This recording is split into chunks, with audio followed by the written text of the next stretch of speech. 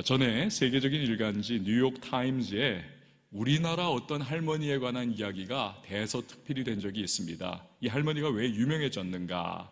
운전면허 시험 때문에 그래요. 운전면허 시험을 무려 960번을 치렀기 때문에 그렇습니다. 959번 떨어지고 960번째 운전면허를 딴 거예요.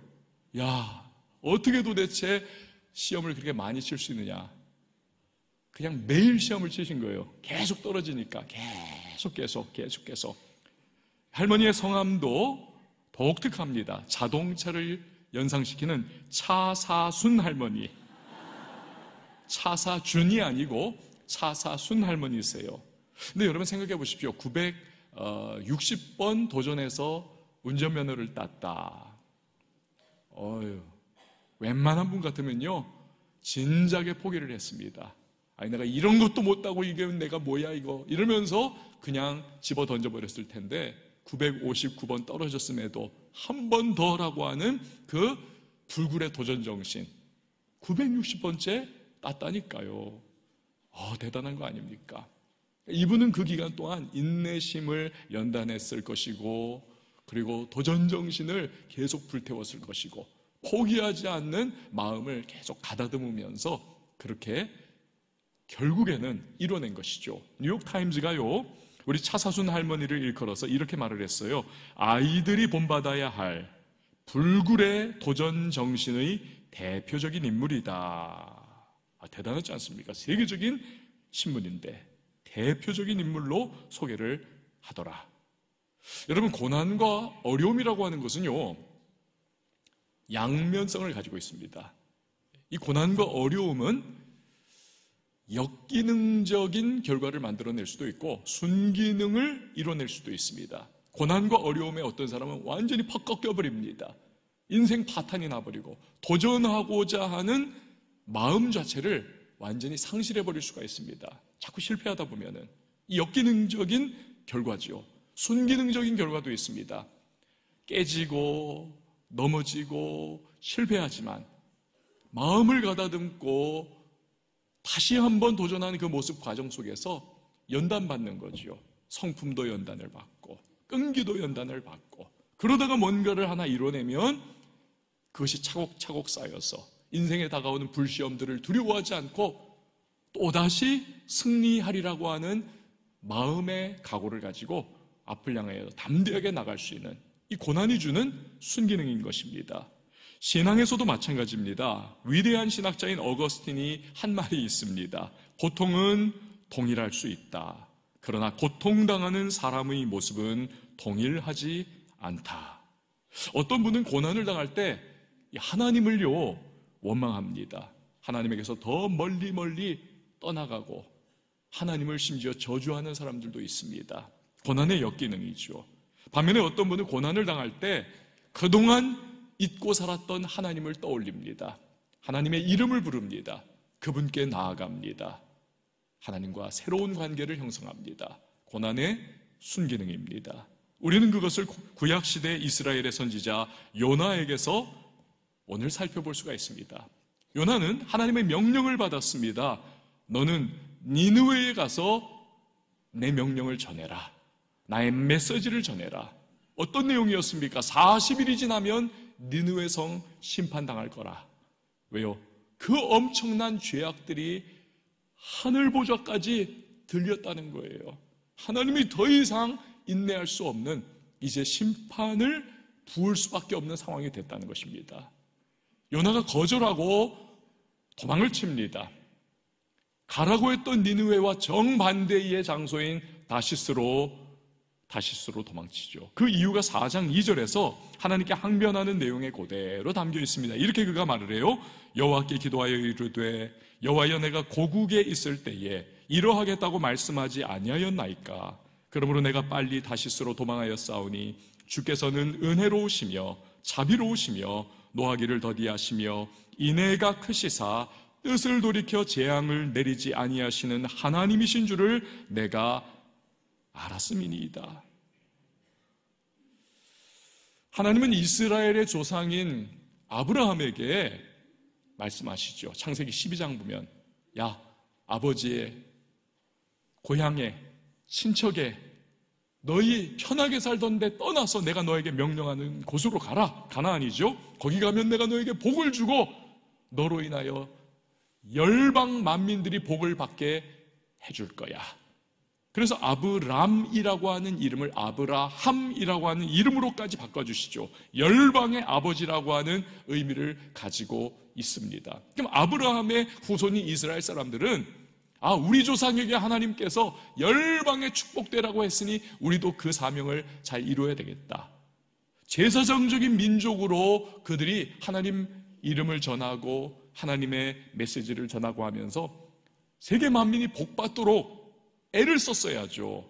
그러나 그것을 부정하고 거절을 합니다. 사명을 망각해버립니다.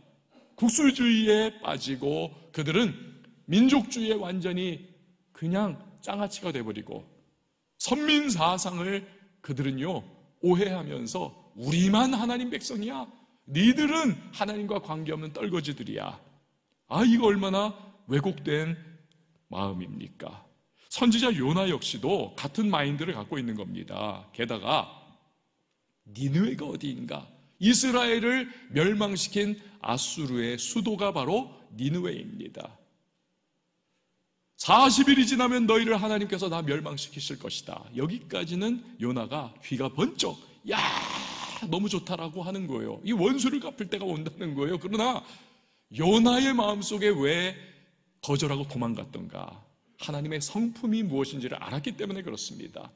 하나님은 매를 들어 때리고 심판을 하실 사람이라 할지라도 회개하면서 하나님 앞에 나오면 다시 보듬어 주시고 다시 용서해 주시고 품어주시는 하나님이라는 사실을 요나가 잘 알고 있었어요. 그래서 내가 만약에 그 심판의 메시지를 전했다 이 니느웨 사람들이 회개하면 그러면 이 자들이 멸망당하지 않고 하나님으로부터 오히려 하나님이 끌어안아 주시고 하나님이 복 주실 텐데 이러면 안 되지. 그래가지고는 뺑소니를 치고 다시스로 도망을 친 겁니다. 하나님은 이런 괘씸한 요나를 돌이키기를 원하셨습니다. 폭풍우를 그가 타고 있는 바다에 완전히 배에 휘몰아치게 하시죠. 선원들에 의해서 바다에 던져집니다. 요나. 그런데 하나님이 보내신 큰 물고기가 바다 밑으로 떨어져 가고 있는 요나를 꿀꺽 삼켜버립니다. 물고기 뱃속에서 3일을 꼼짝없이 그는 그렇게 어둠 속에 갇혀 지냅니다. 어떤 분들은요, 무슨 말도 안 되는 소리 하고 있네 라고 코웃음 치는 분들이 이 요나 이야기에 대하여 계십니다. 그러나 이런 일들이 실제로 우리 주변에도 있었어요. 예를 들어 2019년에 남아프리카 공화국의 레이너 쉼프라고 하는 잠수부, 먹이를 집어삼키던 고래에게 그 먹이들 새우라든지 이런 것들아 입을 벌려가지고 삼키고 물을 쫙 빨아들일 때 딸려 들어간 거예요. 그 고래 뱃속으로 들어갔었습니다. 지금 나오는 저 그림의 주인공이십니다. 지금 바로 그거예요. 잡아삼키는 그 모습. 그 주변에 수중 촬영하던 사람들이 저거를 우연히 찍은 겁니다. 그런데요, 이 고래는 어떤 종류입니까? 포유류잖아요. 숨을 쉬어야 합니다. 그래서 물을 뱉어내고 숨을 쉬어야 하는데 그 머리 뒤에 등 위에 그 분사구가 있어요. 물 쫙 뿜어져 나오는. 거기에서 고래가 물을 빼내기 위해서 물을 쫙 뿜었을 때 이 사람도 거기 딸려서 같이 나갔습니다. 그래서 살아난 거예요.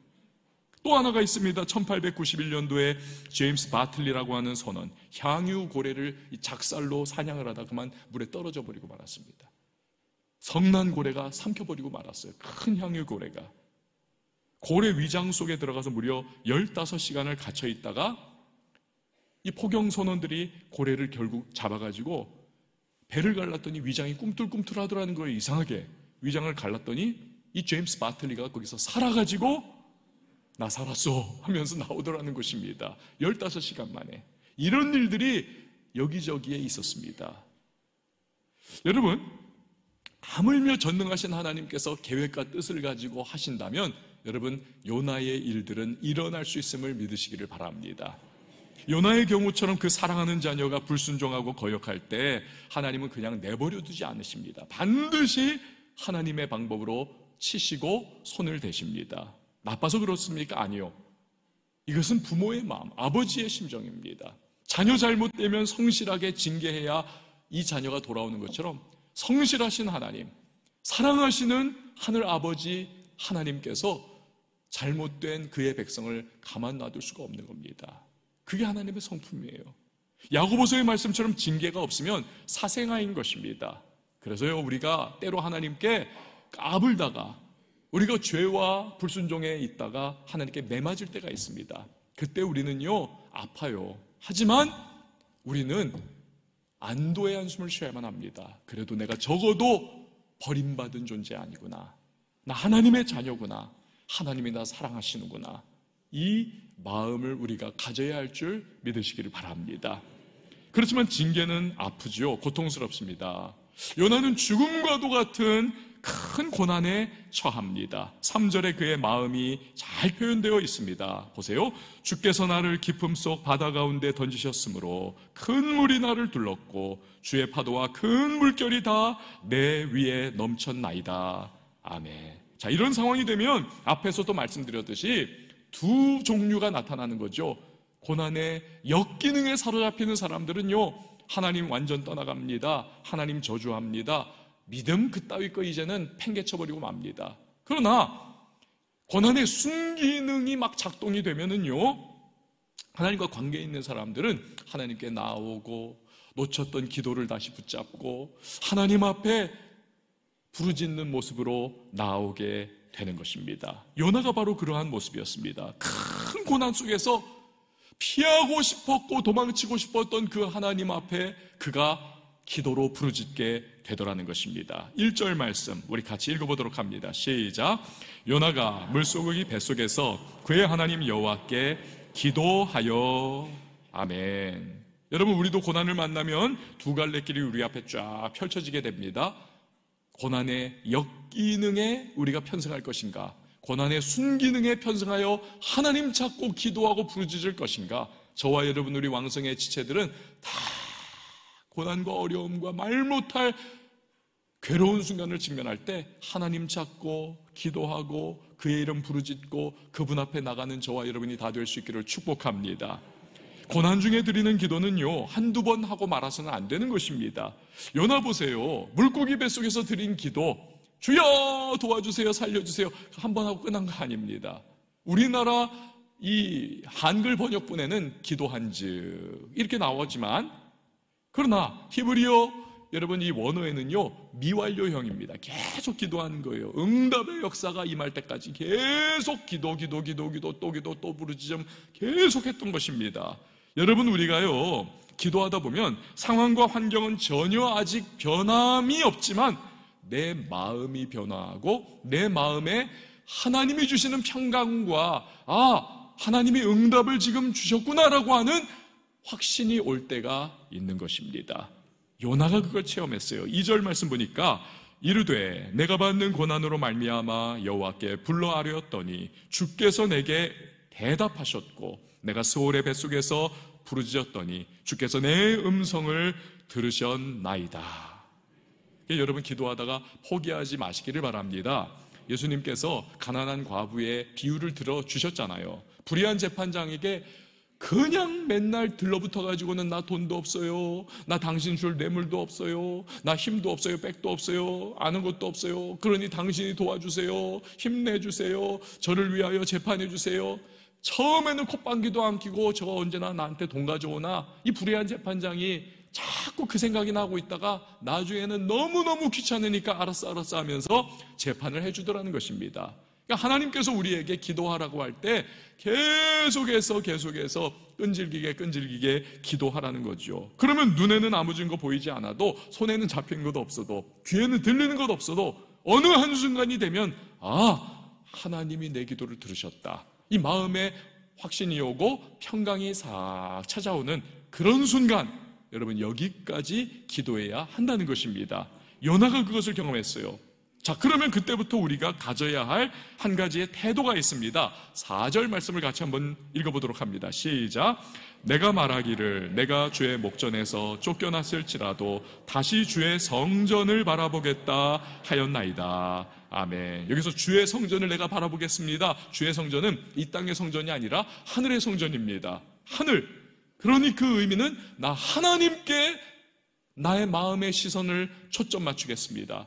나는 지금 큰 물고기, 이게 고래인지 거대한 상어인지 메갈로돈인지 뭔지는 모르지만 이 물고기 뱃속에 내가 지금 전우좌우가 다 막혀서 새까만 어둠 속에 내가 지금 있지만, 그러나 내 마음의 눈을 떠서 하나님을 나는 믿음으로 바라보겠나이다. 그 고백을 하고 있는 것입니다. 여러분, 우리도 고난 중에 하나님을 바라보는 것이 너무너무 중요합니다. 하나님 바라보는 것이. 2주 전에 제 딸아이가 여기서 결혼을 했습니다. 그런데 제가 그 결혼식 날 저녁에 아내한테 집에서 꽤나 혼이 났습니다. 왜냐하면 제 아내 말하기를 당신은 딸아이를 데리고 신부 입장하는데 신부를 데리고 입장한 거냐 아니면 끌고 입장한 거냐. 끌고 입장한 거예요. 참석하셨던 분들은 다 기억하실 겁니다. 제가 여러분 이해를 돕기 위해서 그 사진을 하나 보여드릴게요. 앞에서 막 끌고 들어가는 모습. 되게 혼났어요. 손들어! 그런데 왜 저렇게 됐냐 하면 저도 변명할 이유가 있습니다. 신부의 드레스를 이렇게 잡아주는 분을 저 세계에서는 통칭 이모님이라고 하거든요.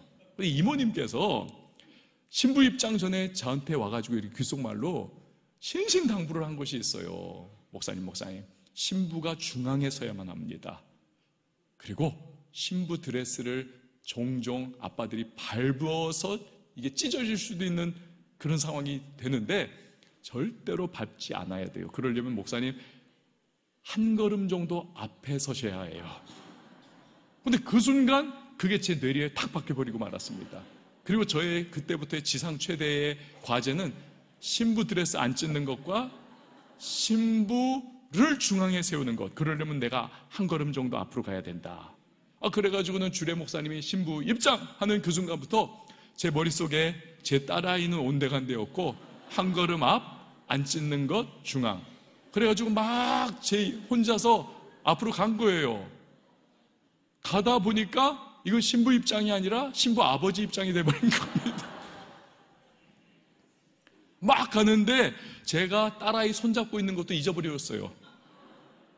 막 거기 너무 몰 때 저도 굉장히 목표지향적이어가지고 막 그렇게 했는데 나중에 뭔가 이상해요. 느낌이 싸합니다. 게다가 또 옆에서 권사님들이 목사님 너무 빨라요 막 그러는 거예요. 정신이 바짝 났습니다. 보니까 신부가 저 뒤에 있고 끌려오고 있는 거예요. 그래서 아유 하고 나서 뒤로 다시 후진을 해가지고 그제서야 그냥 보폭을 맞춰가지고 신부 입장을 완료를 했었습니다. 근데 또 재밌는 것은 어떤 장로님은 또 저한테 그래요. 목사님은요 실수를 평소에 안 하시는 분이라서 이럴 때 실수해서 너무 인간적인 그런 모습이 드러나서 좋았어요. 그런 분도 계셨습니다. 여러분, 제가 왜 실수한 이야기를 이 중요한 설교 시간에 할까요? 메시지가 있지 않겠습니까? 마음이 어디가 있느냐가 중요하다는 거죠. 마음을 어디에 초점 맞추고 집중하느냐가 중요하다는 겁니다. 마음을 내가 어디에 맞추느냐에 따라서 그 이후의 인생 행보가 달라질 수가 있다는 것입니다. 요나 보세요. 고난 중에 마음으로 하나님을 바라봅니다. 내가 주의 성전을 바라보겠나이다. 그가 물고기 뱃속이라고 하는 절대적인 절망의 상황 속에서도 하나님 바라보겠습니다. 결단을 내리니까 그때부터요 바뀌어요. 처지를 비관하던 그가 완전히 그러한 부정적인 마인드셋 여기에서 벗어나게 되더라는 것입니다. 5절 6절 말씀을 보세요. 물이 나를 영혼까지 둘러싸우며 기품이 나를 에워싸고 바다풀이 내 머리를 감쌌나이다. 내가 산의 뿌리까지 내려가 싸우며 땅이 그 빗장으로 나를 오래도록 막아싸우나. 여기까지는 완전히 나 죽겠다, 나 끝장났다 이거 아닙니까? 그러나 이제 완전히 그의 메시지가 바뀝니다. 나의 하나님 여호와여, 주께서 내 생명을 구덩이에서 건지셨나이다. 완전히 하나님 바라보면서부터 그의 이 마음이 확 바뀌는 걸 봅니다. 폭풍의 바닷속에 던져졌습니다. 깊고 깊은 바다 밑으로 빠져들어가면서 호흡이 안 되고 이제 잠시 후면 절체절명의 순간을 지나 그는 죽음과도 같습니다. 그런데 숨 끊어지기 직전에 하나님이 보내신 큰 물고기가 나타나 그를 꿀꺽 삼킵니다. 물고기 뱃속에 사흘을 살아 있습니다. 이런 놀랍고 기적적인 역사가 어떻게 가능할까요? 그런데 그 큰 고난이 요나로 하여금 기도하게 만들더라는 것입니다. 기도하게. 그리고 계속 기도합니다. 마음의 눈으로 하나님을 바라보게 되었습니다. 그러자 깊은 깨달음이 다가오게 되더라는 거예요. 그렇구나. 죽을 수밖에 없던 나를 하나님께서는 이런 방법으로라도, 물고기 뱃속에 들어가 있는 방법으로라도 하나님이 나를 구하시고 살리고 계시는 것이구나. 이걸 그가 깨닫게 되더라는 겁니다. 이런 깨달음 이후에 요나는요, 그가 처한 고난을 완전히 뒤집어 엎어버리는, 극복해 만드는 한 가지의 행동을 합니다. 그것이 무엇일까요? 바로 감사인 것입니다. 감사인 거예요. 9절에서 10절 말씀을 같이 한번 읽어보도록 하겠습니다. 시작. 나는 감사하는 목소리로 주께 제사를 드리며 나의 소원을 주께 갚겠나이다. 구원은 여호와께 속하였나이다 하니라. 여호와께서 그 물고기에게 말씀하시매 요나를 육지에 토하니라. 아멘. 요나의 마음이 감사로 그냥 가득 차게 되니까 하나님이 그를 완전히 회복을 시켜 주시는 것입니다. 사랑하는 여러분, 감사는 하나님을 감동시키는 능력이 있다는 사실을 믿으시기를 바랍니다. 종교개혁가인 마틴 루터가 이런 말을 했습니다. 감사는 하나님께 속한 것이고 불평은 마귀에게 속한 것이다. 마귀에게는 감사가 없다. 여러분, 마귀가 왜 반역을 했습니까? 마귀는요, 감사거리가 태산처럼 많았습니다. 하나님이 온 우주를 창조하시고 피조세계를 하나님이 만드셨잖아요. 그 중에 영계에 천사들을 얼마나 많이 만드셨습니까? 그런데 그 천사 중에 우두머리가 이게 마귀 아니었습니까? 루시퍼. 이 마귀가요, 여러분, 하나님께서 창조하신 피조물의 궁극적인 목적이 무엇입니까? 그를 영화롭게 하고 그를 찬양하는 겁니다. 그런데 마귀는 그 천사 찬양대의 우두머리였던 것입니다. 천사 찬양대에. 그러면 할렐루야 아닙니까? 이런 나를 하나님이 참 아름답게 세워주셨구나. 더 잘 섬겨야지.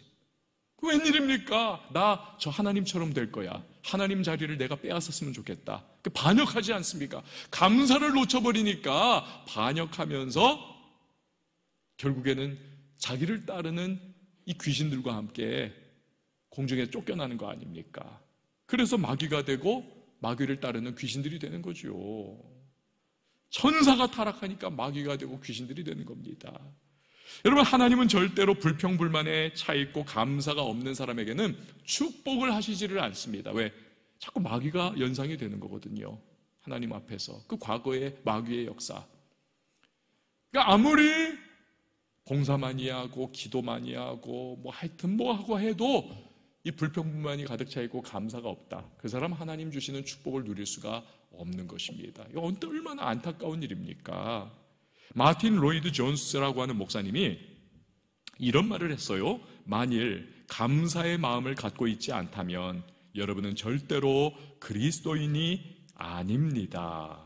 좀 극단적인 표현을 한 것 같아요. 그런데 왜 감사 없으면 그리스도인이 아닌가?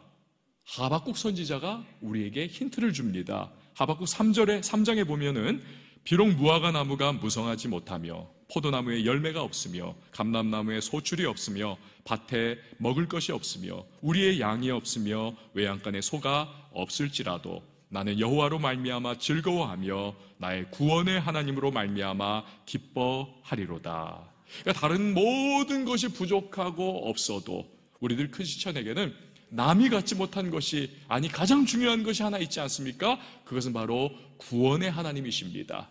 하나님이 주신 구원이 내게 있습니다. 돈 없어요, 백 없어요, 힘 없어요, 건강 없어요, 가진 것 없어요, 명예 없어요. 그러나 하나님이 주신 흔들 수 없는 구원이 저와 여러분에게 있기에 우리는요, 감사할 수가 있는 겁니다. 군대에서 이등병 자는데 딱 깨우면 그냥 일어나면서 관등성명됩니다. 예, 이병 길 요나 하거든요. 자다 깨가지고도 그냥 무의식적으로 나와요. 이런 것처럼 우리가 하나님의 구원에 대하여 감사의 마음 가지고 그 하나님의 구원에 대하여 우리가 정말 감격하여 살아가고 내가 정말 구원받은 하나님의 사람이라고 하는 자기 정체성을 가지고 있다면 여러분, 우리는요 어떤 상황에서도 감사할 이유가 있고 조건이 있고 감사해야 한다는 사실을 기억을 하시기를 바랍니다. 그게 우리여야 한다는 것입니다. 그렇기 때문에 감사의 마음이 없다, 진짜 구원받은 사람일까? 이 부분을 점검해 봐야 합니다. 이게 마틴 로이드 존스 목사님의 의미인 것입니다. 오늘 우리는요 추수감사주일로 지키고 있습니다. 여러분, 지난 한 해 동안 사업 어떠셨나요? 가정 어떠셨습니까? 자녀 양육, 여러분의 일터, 건강, 계획했던 일들, 인생 뭐 하나 감사거리가 없다고 여겨지십니까? 감사는커녕 그냥 일 문제 터지기만 했었고, 건강 무너졌고, 되는 일 하나 없었고, 너무 고달프고 힘들어가지고 마치 요나가 물고기 뱃속에 갇혀있는 것처럼 내 인생이 완전히 문제와 어려움에 둘러싸여서 옴짝달싹 못하고 있다라고 여러분 한탄하셨습니까? 왜 내 인생은 이렇게 사방팔방 막혀있나 싶으십니까? 그렇다면요 여러분, 오늘 요나를 통해서 배우셔야만 합니다. 고난 속에서 감사할 때 비로소 그에게 자유와 해방과 회복이 임하지 않았습니까? 마찬가지로 아무리 불평하고 원망하고 안달복달해도요 되는 일 없습니다. 하지만 감사 한번 해보세요. 감사하면 하나님은 인생을 집어삼키는 물고기로부터 요나를 자유롭게 해주셨듯 우리의 고난의 문제, 우리의 삶의 위기와 어려움과 둘러싸고 있는 여러 가지 현실과 상황 속에서 우리를 끄집어내 주시고 자유케 하시고 회복을 주시는 하나님이심을 여러분 꼭 믿으시기를 바랍니다. 은혜 베풀어 주신 하나님. 이거 깨닫는 존 템플턴이라고 하는 분이 이런 말을 했어요. 감사하는 마음은 행복으로 가는 문을 열어준다. 감사하는 마음은 우리를 하나님과 함께 있도록 해준다. 늘 모든 일에 감사하면 우리의 근심도 풀린다. 아이고, 너무 좋은 말이잖아요. 특별히 여러분, 요나가 감사할 때 하나님께서 요나를 어디에다가 물고기가 토하게 했습니까? 돈도 아니에요. 명예도 아니에요. 다른 어떤 것도 아닙니다. 만약에 물고기가 웩 하고 토했는데 요나가 그냥 무한대의 그 바다에서 조금 그래도 어느 정도 깊은 그 바다로 토했다고 생각해 보십시오. 자유케 된 건 좋았지만 그래도 죽습니다. 암초 어딘가에다가 망망대해 암초에다 토했다고 생각해 보세요. 그럼 요나는요 거기서 굶어 죽는 겁니다. 의미 없어요. 그러나 하나님은 요나를 어디다 물고기가 토해야 하실지 정확하게 지정해 주시는 겁니다. 최고의 최선의 때에 최고의 장소로. 그것은 바로 육지였던 것입니다. 그게 요나가 절실히 필요했고 가장 그것이 정확한 장소였던 것입니다. 여러분, 우리도 고난 중에 감사할 수 있다면 하나님은 우리에게 필요한 것을 아시는 하나님 아니십니까? 가장 적절할 때 가장 최상의 방법으로 하나님은 도우시고 역사해 주실 줄 믿으시기를 바랍니다. 김경환 목사님이라고 하는 분이 계세요. 결혼생활 30년 중에 사모님이 무려 20년을 병상에 누워 지내십니다. 그러니 얼마나 목사님 답답해요. 내가 다 사랑할 수 있지만 내 아내 사랑하는 게 제일 힘들었습니다. 그 말을 해요. 결혼 안 했으면 이 꼴도 나지 않는 건데 이 남자가 이게 뭡니까 도대체. 아내 병수발 20년 들어야 되죠. 목회도 제대로 안 되죠. 인생이 완전히 잿빛 아닙니까? 근데 이분이요 나중에 다 끌어안으면서 책을 썼습니다. 다시 사랑의 길, 이런 제목의 책을 썼는데 이 책에 이런 내용이 나와요. 장인이 자수성가를 한 분이라는 겁니다. 장인어른이. 기독교 집안에서 장인이 태어나시고 자라셨는데 장인이 정작 예수를 안 믿어요. 자식들도 예수 다 믿는 것을 못하게 막고 지금까지 살아왔던 그런 분이라는 거예요. 그런데 그 중에 따님이, 즉 이 목사님의 나중에 사모님이 되신 분이 그런 집안 분위기에도 불구하고 어떻게 예수를 믿게 됐어요. 열심히 믿습니다. 그러다가 신학교를 들어갔습니다. 거기서 이 목사님을 학생 때 만납니다. 결혼을 하게 되었습니다. 이 목사님은 선교사 지망생인데 열심히 둘이서 결혼한 이후에 사역을 하는데 7년 만에 사모님이 쓰러지고 병상에 눕는 신세가 되었습니다. 그런데 너무 현실이 고통스럽고 어렵지만 그 중에 가장 큰 걱정이 뭐냐면 이 꼬라지를 보고 우리 장인어른과 장모님이 예수님을 더 비판하는 거 아닐까? 하나님 영광 우리가 가리우는 거 아닐까? 이게 제일 마음이 아프더라는 것입니다. 그러던 어느 날 이 사모님이요 병상에서 기도문을 하나 적었습니다. 그죠? 하나님, 제 몸에 아픈 부분보다 아직 성한 부분이 더 많아서 감사합니다. 이 감사 기도문이요 한 기독교 방송 전파를 탔습니다. 그리고 어쩌지 해가지고 이 내용이 그 아버지인 장인의 귀에 들어가게 되었습니다. 이 장인이 그걸 들으니까 기가 막힌 거 아닙니까? 딸이 20년 동안 병상에 누워 사는 식물인간 비슷한 그런 상황인데 이게 뭐냐? 하나님 막 저주하고 막 그래야 되는 건데 오히려 하나님께 감사를 하는 거 아닙니까? 너무너무 신기하고 놀라운 거예요. 그래서 장인이 그런 말을 찾아와서 하더라는 것입니다. 야, 너희 하나님 진짜 대단하시구나. 그리고 나서 나중에 나도 너희 하나님 한번 믿을게. 그래가지고는 믿음의 자리로 돌아와서 이 장인어른과 장모님이 다 구원을 받았다는 거예요. 할렐루야. 이 일을 통해서 목사님이 깊이 깨닫습니다. 그동안은 이 사모님이 병에서 해방되어야 하나님이 영광 받으실 것이다 라고만 생각하고 있었는데 자기 한계였는데 이제 보니까 병상에 누워있는 그 상황 속에서도 그 십자가의 고통과 같은 그 상황 속에서도 하나님 영광 받으시는 일들이 나타나게 되더라는 것입니다.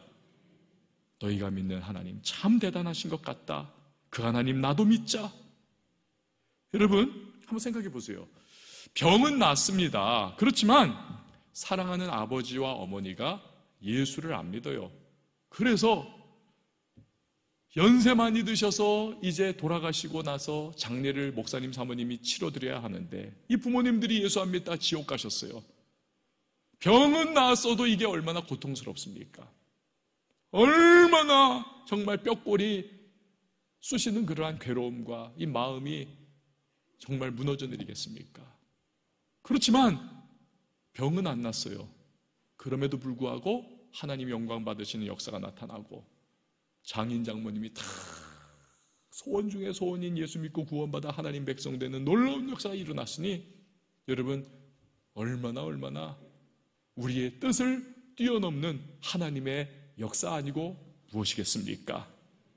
여러분 이것이 감사의 능력인 줄 믿으시기를 바랍니다. 감사가 이렇게 귀한 것이기 때문에 영국의 시인인 조지 허버트라고 하는 분이 이런 기도문을 남깁니다. 주님은 제게 너무나 많은 것을 주셨습니다. 그러나 한 가지만 더 주십시오. 감사하는 마음을. 사랑하는 여러분, 한 해를 어떻게 살아오셨습니까? 안 된 일, 무너져버린 내 인생, 자식들 속썩이고 그냥 경제적인 압박과 사업이 힘들어지고 일터의 현장에서 되는 일 하나 없는 청춘의 꿈은 다 무너져버린 나의 인생을 생각하면서 이 한 해 동안 여러분 한탄하며 혹시 살아온 분 계십니까? 그렇다면요 오늘 요나를 통하여 배우셔야만 합니다. 물고기의 뱃속에서 전우사방 다 막혀있는 그 현장 속에서 그가 하나님을 바라봅니다. 그리고 감사로 나갈 때 하나님은 살 길 열어주시고 새로운 기회를 주시고 그것도 가장 요나에게 필요한 방법으로 그를 구원해 주시지 않습니까? 육지에 발을 디디게 하시는 하나님이 우리를 아십니다. 무엇이 우리에게 가장 최선인지를 아시고요 하나님은 언제인지를 아십니다. 그리고 하나님의 것은 가장 좋을 것입니다. 오늘 우리가 추수감사주의를 맞이하여 우리 입술에서 감사가 사라져버린 상황이라면 다시 회복하는 저와 여러분이 될 수 있기를 축복합니다. 그리고 그 가운데 주시는 하나님의 은혜를 누리면서 우리의 삶에 크고 작은 간증을 주 앞에 찬양으로 올려드리고 우리 주변에 하나님 살아계시다라고 하는 우리 그 고백을 할 수 있는 우리 왕성의 성도님들이 다 될 수 있기를 주님의 이름으로 축원을 드립니다.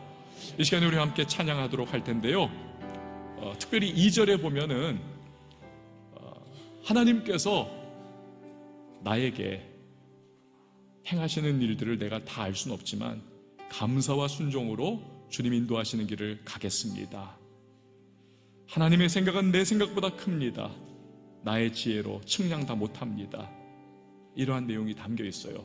여러분 가사를 음미하시면서 우리 같이 찬양하시고 기도하는 시간 갖도록 하겠습니다.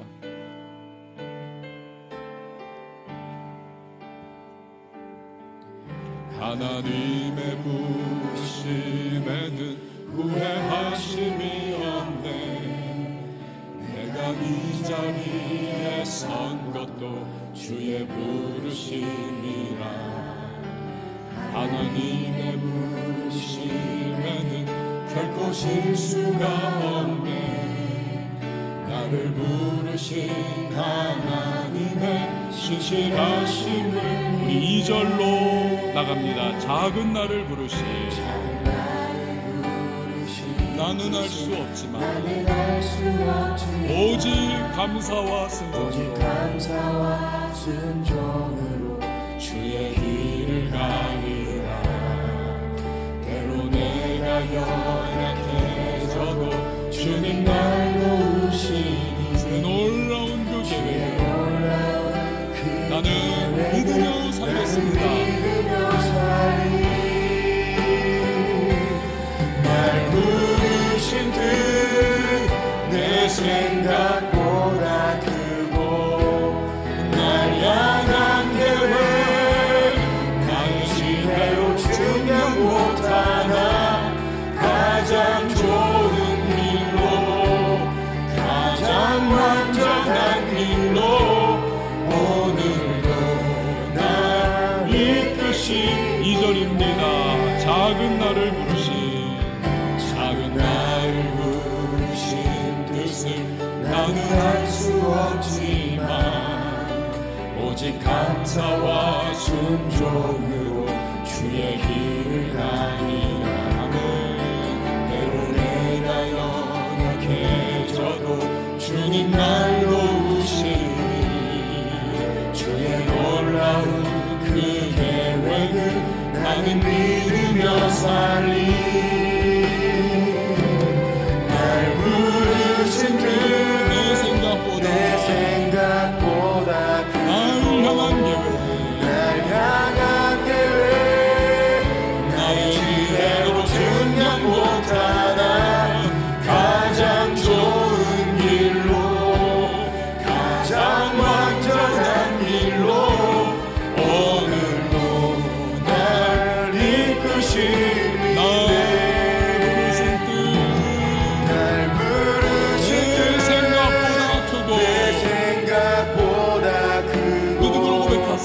날 향한 계획 나의 지혜로 측량 못하나 가장 좋은 길로 가장 완전한 길로 오늘도 날 이끄시네. 여러분 이 시간에 우리 함께 기도했으면 좋겠습니다. 추수감사주일입니다. 오늘 인생 가운데 하나님께서는요, 우리가 인정하던 인정하지 않던 내 삶이 여기까지 올 수 있도록 수많은 하나님의 은혜와 역사를 베풀어 주셨습니다.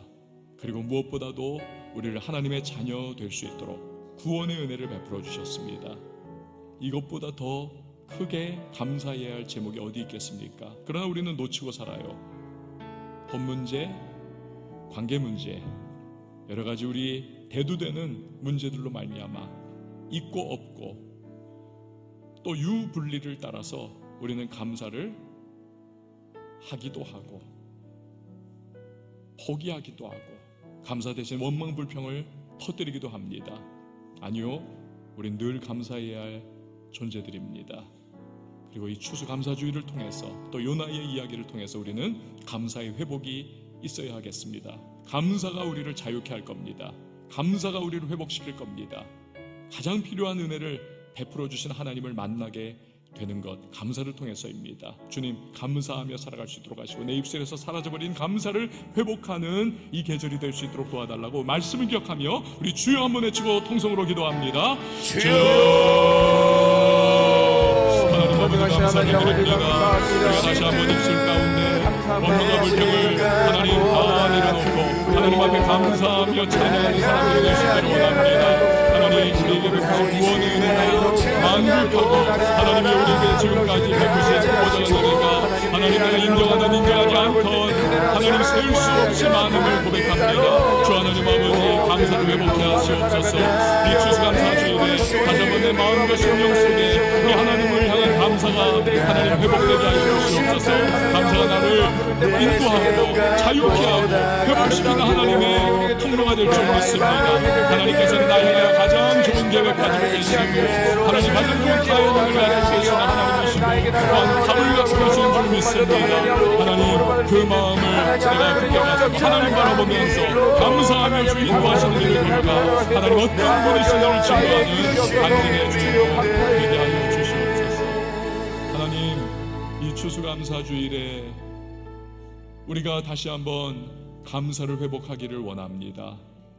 상황 따라 원망불평하고 감사 팽개쳐버렸던 우리가 아니라 다시 한번 놓쳤던 감사 회복하며 무엇보다도 구원의 감사를 주 앞에 올려드리고 우리의 삶 속에 날마다 하나님 찬양하며 우리 환하게 미소 지으며 살아갈 수 있는 하나님 사람 되어 감사를 통하여 우리를 구원하시고 회복시키시고 자유케 하시고 역사하시며 가장 좋은 때 하나님의 능력 베푸실 그 하나님을 체험하는 우리 모든 왕성의 성도님들이 되게 하여 주시옵소서. 감사드리고 예수님의 이름으로 기도합니다. 아멘.